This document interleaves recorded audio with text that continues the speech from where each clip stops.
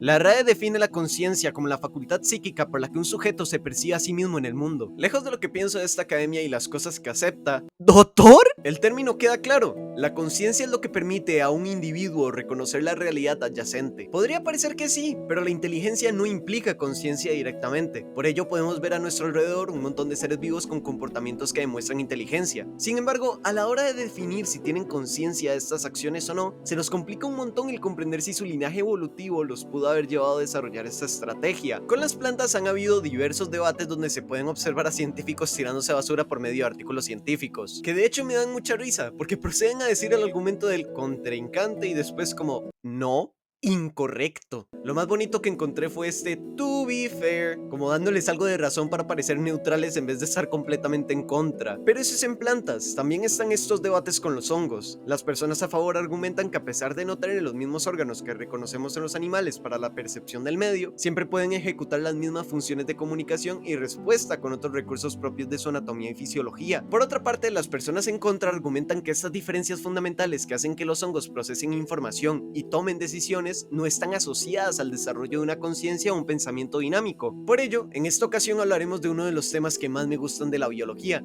y trataremos de comprender si los hongos tienen conciencia, inteligencia o emociones, o mejor dicho, ¿qué tanto se ha visto en los hongos a nivel científico para poder determinar algo como esto? Para poder entrar a este debate, primero debemos de entender el por qué es tan importante determinar esto, empezando por qué es una mente. Si un sistema que percibe y reacciona ante estímulos se considera con mente, entonces los hongos obviamente tienen mente, al igual que un termostato. Y si consideramos que un sistema capaz de alterar el comportamiento de un sistema más grande tiene mente, entonces evidentemente los hongos tienen mentes, al igual que un termostato, por lo que necesitamos algo más específico. Si ser una mente requiere la habilidad de entender conceptos abstractos como que todos los gatos son mamíferos, o cuestiones más densas como el poder discernir si fumar o no, entonces los hongos no tienen mentes. Pero entonces tampoco muchos humanos o animales la tendrían. Cualquier forma que tengamos de definir la mente es demasiado amplia o demasiado corta. Pero exactamente para qué es amplia o corta. ¿Nos importa realmente si los hongos tienen mente? No hay un consenso de qué es, y esto es importante para poder definir cualquier tipo de conciencia o emoción. Porque claro, si los hongos sienten o pueden sufrir, entonces importan a nivel ético y moral. Moralmente, tengo una responsabilidad de cómo mis acciones pueden afectar a, por ejemplo, un perro, pero no tengo ninguna responsabilidad con una piedra. ¿Por qué tengo esa responsabilidad moral con el perro, pero con la piedra no? La diferencia está en que los perros sienten dolor, placer y otros estados de la mente que las piedras no pueden. No por miedo a descubrir que los hongos tienen conciencia o emociones debemos de detenernos en la búsqueda de estas respuestas, pues a nivel ético tendría repercusiones enormes. Dicho esto, ¿cómo podemos afirmar que una piedra no tiene mente? Fácil, me voy a saltar media clase de filosofía porque no tenemos tiempo y voy a colocar de una vez las 4 formas en las que podemos saber que algo tiene mente o no: testimonio, comportamiento, anatomía y fisiología, y por último, historia evolutiva. Creo que considerando estas 4 cosas podemos saber que una piedra no tiene mente, básicamente porque no es un ser vivo, y pues con eso dudo que la piedra nos pueda decir que super sí, amigui, no me tires al río, por favor, tengo familia. Si podemos identificar una o más de estas cosas, podemos justificar que algo tenga mente basándonos en evidencia. Si no, entonces no hay evidencia. ¿Qué podemos decir de los hongos? La primera es fácil de eliminar. Los hongos se pueden comunicar, sí, pero no pueden hablar. No pueden ofrecer un testimonio. Un testimonio requiere un lenguaje que va más allá de simples señales que avisan algo. Es un sistema complejo que puede brindar potencialmente una cantidad ilimitada de información y significados, pues las combinaciones de elementos pueden brindar innumerables ideas. Además, no basta con responder a las señales o palabras individuales. Es crucial entender las reglas que permiten combinar estas señales de manera que se comuniquen ideas claras y variadas. Esto quiere decir que únicamente los humanos podemos dar testimonios. Por tanto, los hongos no pueden aprobar la primera prueba. Viendo la segunda, podríamos pensar lógicamente que los hongos tienen mentes, ya que pueden responder a estímulos de forma inteligente.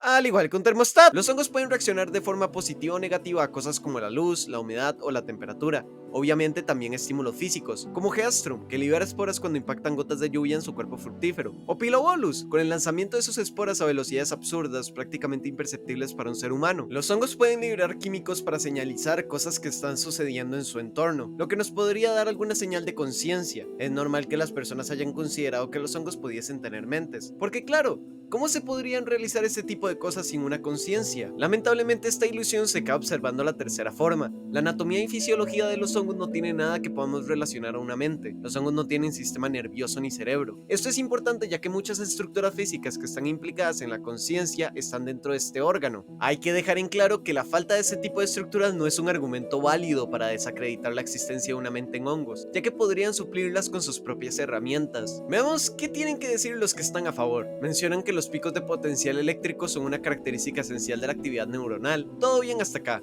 El problema es cuando mencionan que los hongos exhiben picos similares a potenciales de acción, detectables por registros intra y extracelulares. Básicamente están comparando la actividad eléctrica con la actividad neuronal. El problema con estas afirmaciones es que no hay una equivalencia electroquímica entre animales y hongos. No podemos comparar este tipo de comportamientos en humanos con los hongos porque simplemente las estructuras son sumamente distintas. Los hongos no tienen un sistema nervioso y la electricidad no implica conciencia. Los defensores de la conciencia fúngica mencionan que hay flujos de iones en las células de los hongos, lo que directamente relacionan con señalización eléctrica que implica conciencia. Ignoran que los flujos de iones regulados y las señales eléctricas que se propagan, como los mencionados potenciales de acción, existen en muchos tejidos no neuronales, incluidos los de los animales, sin ningún papel en el procesamiento o la integración de información. Por tanto, las señales eléctricas no son una forma válida de justificar la conciencia fúngica. Lo peor es que siguieron aplicando esta línea de pensamiento para hacer sus experimentos, los cuales no negaré que son interesantes hasta cierto punto, pero tienen fallos en su metodología al asumir, otra vez, que los flujos eléctricos requieren conciencia. Por ejemplo, aquí observamos un gráfico donde le aplicaron anestesia a varios hongos, y se ve cómo se redujo considerablemente la actividad de estos tras recibir cloroformo. La cuestión es, ¿qué potencial se supone que estamos observando? Porque esta señalización, otra vez, no está arraigada a la conciencia, y podrían haber otros factores que posiblemente influyen en que la actividad eléctrica de los hongos bajara de esta forma. Otra cosa ya es que estas personas consideren que cada célula individual es consciente, lo cual está más arraigado a las personas que defienden que incluso los procariotas muestran un nivel mínimo de conciencia. En animales al menos es muy fácil desmontar esto, pues si cada célula fuese consciente, entonces ¿por qué perder células de la piel, por ejemplo, no afecta nuestra conciencia, mientras sí lo hace el perder neuronas? Esto se resume en que no entendemos por completo si las estructuras de los hongos podrían simular una mente, ya que son organismos muy distintos a los animales, pero es que ni su anatomía ni su fisiología nos dan indicios de esto. La forma en la que se enfrentan al mundo puede ser simplemente el producto de reacciones químicas y comportamientos inteligentes que se han desarrollado como meros impulsos por millones de años para defenderse de un caracol primigenio que se los quería comer. El tener estrategias para sobrevivir no implica una conciencia. Esto me lleva al cuarto punto, la historia evolutiva. Tanto los animales como los hongos son eucariotas con membranas llenas de organelos. Esto quiere decir que los hongos tienen más en común con los humanos que, yo que sé, una bacteria. Sin embargo, esto no quiere decir que los hongos estén estrechamente relacionados con los humanos. Se estima que la separación de los reinos Plantae, Fungi y Animalia se dio hace alrededor de unos 1576 millones de años, mientras que las primeras formas de los sistemas nerviosos se dieron aproximadamente hace 635 a 850 millones de años. Considerando que los humanos y los chimpancés divergieron hace 6 millones de años y tienen estrategias de adaptación bastante distintas, se puede concluir que esta forma de evidencia tampoco es buena para definir si los hongos tienen mente. Ahora, entra la pregunta, ¿los hongos no podrían desarrollar una mente por medio de evolución convergente? Es un buen cuestionamiento, considerando que no podemos saber qué es lo que sienten los hongos. Podemos estimar que su diseño anatómico no les permitiría algo como eso, pero no es algo fácil de afirmar. Además, si la conciencia es tan útil al punto de elevar a los humanos en la cadena alimenticia solo por tomar decisiones inteligentes, ¿qué le impediría a los hongos tener conciencia como estrategia evolutiva? El problema es que estamos asumiendo que una estrategia evolutiva de un reino es útil para los demás. La conciencia y las emociones fueron desarrolladas por los animales porque son seres móviles que necesitan comprender su entorno para poder sobrevivir. Pensemos en los humanos.